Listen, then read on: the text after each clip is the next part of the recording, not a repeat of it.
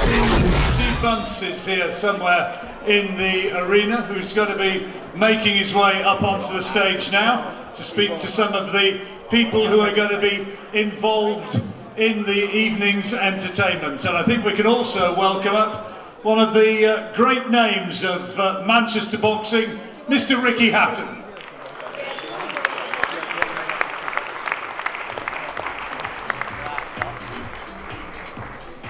Ricky, who's got Nathan Gorman on the bill, and interestingly as well, making his professional debut. Never fought before, only had I think 12 amateur fights. 19-year-old Tommy Fury, younger brother of Tyson. Tyson's going to be here before too long as well, hopefully, and we'll be speaking to him as well. But Ricky's taken his seat with Steve Bunce. And Buncey, first of all, I mean, I've kind of built the atmosphere just a little bit, but it almost doesn't need selling, this one, does it? Fantastic card.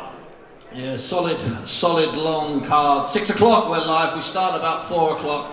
All sorts of boxers, Olympic medalists, GB boxers, world champions, fallen world champions, all sorts of stuff. Well done, John Boy. Thanks very much, John Boy. John Rawling does hours and hours of this, and he never gave him a cheer. What's wrong with you, miserable bunch of sods? Give him a cheer.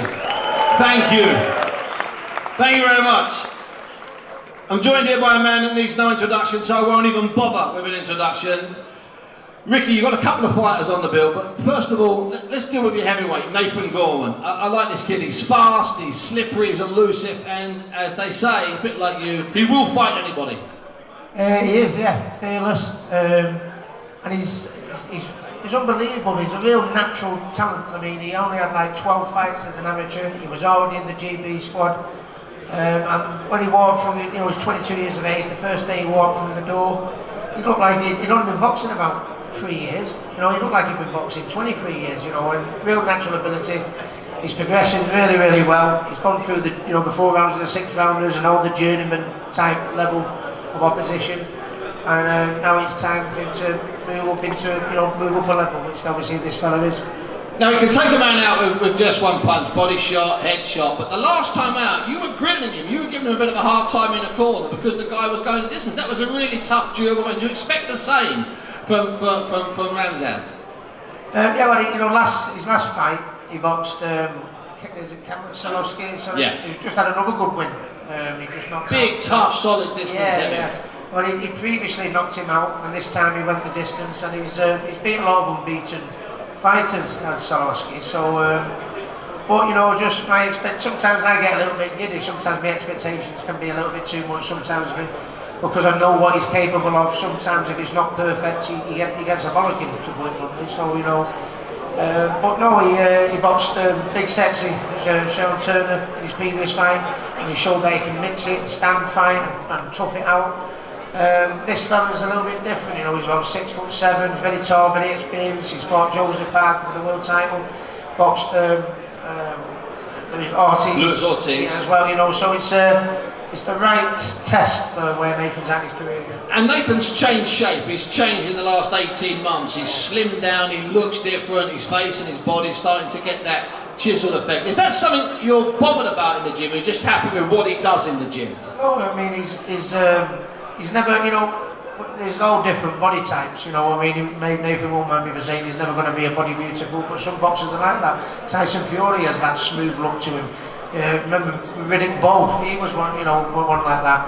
But I want him to be a little bit lighter because he's 6'4", 17, 18, he's been fine around about 18 stone. I'd like to get him around about near the 17 mark, because I think when you get these 19 stone, 6'9"ers, he's never going to be as big as that. And I think if he tightens up and solids up and makes himself a little bit more explosive, I think that will give him the advantage over these big lumps, as they say.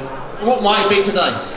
I think he'll come in about 17 stone 10, something like that today, which is good. We've got a nutritionist, Rick Moylan, who's been working with him every day, done wonders with him in such a real short space of time, and with what he's done in a matter of weeks, Rick working with Nathan on his diet, and I think it's exciting to see what he's going to look like come maybe summertime, It'll be even better. You've got another fighter that doesn't have an ounce of flab on him. You've got, well, a Fury. You've got young Tommy Fury. and I've seen the pictures and I've heard the statements, just how good and how much did he impress you when he first walked through the doors? He impressed me obviously when he first walked through the door. I mean, he'd only had about 6 amateur fights, no experience, you know, to be honest with you. And nobody had even heard, they didn't even know that Tyson had another brother, you know, most people. But he come through the door and you could see that he was very, very talented in that. But more importantly, in the last 5 weeks closing in to fight night, he's impressed me even more. He seems to have slipped a few gears, you know what I mean? He's been sparring with some excellent fighters, more than holding his own. His stamina's improving, his boxing's improving, and being around Tyson and Huey, as you can imagine, for someone so stocky and thick set, boxing's brilliant off the back foot.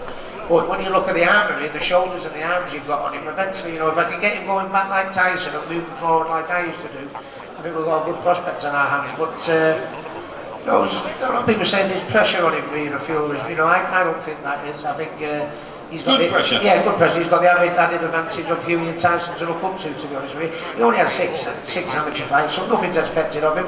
But I expect of him, yeah. Now he's going to open the televised part of the BT show tomorrow in Manchester. And I think my gut feeling is it'll be quite difficult to hold him back. I think he's going to come out of the traps, ding ding, 1 minute past 6 straight away. Yeah, well, you know, you look at he's a real solid puncher, hits murderously hard. And I just said to him, I said, I want to see, you know, the things that we've been working on in the gym. You know, well, first glimpses, you look at Tommy, he looks like a bit of a Man Mountain type, you know what I mean? And, you know, I can get anyone out of the pub to go and steamroll this fella. I said, I want you to show the other sides of your game, you know, the boxing ability, the defence work, the hand speed, the combination punching. Anyone can walk out there and just flatten someone, but I want to see what you've been doing in the gym, and that's what I do. I think people will be very, very impressed with him.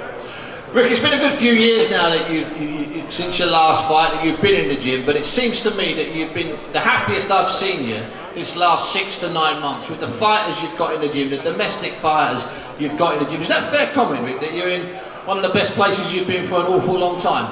Yeah, it's been well documented, the ups and downs that I had, you know, and the last 12 months have been probably the best 12 years, the last 12 months of my life, to be honest with you. I mean, I had my success and my happy days in the gym, but I mean, when you've come from where I come from to be where I am now, that's why I say the last 12 months have been the best. You know, I'm in the gym, working with great kids, wonderful talents.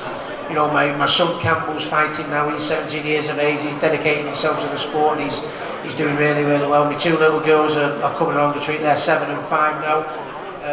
Got a new missus, and you know, life is really, really good. I've even lost a little bit of weight as well. Join the club.